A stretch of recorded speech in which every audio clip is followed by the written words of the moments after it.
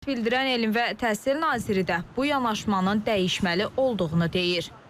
Azərbaycanda bir çox fənn mütəxəssisləri, bir çox istər dil, istər tarix sahəsində biz bunu məmlərin işə qəbulunda da görürük və müşahidə edirik ki, sualları yazarkən daha çox qarşısındakı adamı çaşdırmaq məqsədi daşıyır, nəinki onun biliyini ölçmək. Yəni bu dəyişməlidir. Çünki sual insanı görüm çaşdıranda düz cavab verə bilirmi məntiqindən o nəyisə bacarır yoxsa yox funksiyasına malik olmalı. Bu çox vacib məsələdir. Yenə bu qurumların yox, məhz Azərbaycan pedaqogikasında mövcud olan bir problemin dəyişməsidir. Yəni bu daha çox fənn mütəxəssislərinə olan müraciətdir. Təhsil ekspertləri də hesab edirlər ki, bəzi hallarda sualların forması qiymətləndirməyə mənfi təsir göstərir.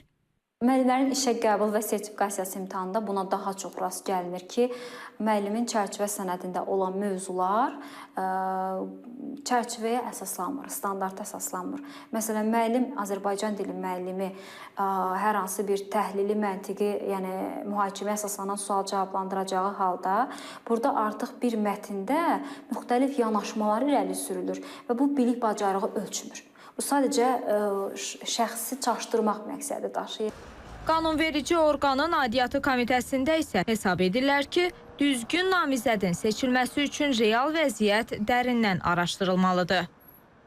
Sualların çaşdırıcı olması ilə bağlı, əgər burada sırf konkret belə bir məqsəd varsa, təbii ki, bu qəbul edilməzdir. Amma mən düşünmürəm ki, bizim bütün sualların hamısında əsas məqsəd və hədəf budur. Yəni, imtahanın əsas hədəf və məqsədi layiqli namizədlərin seçilməsidir.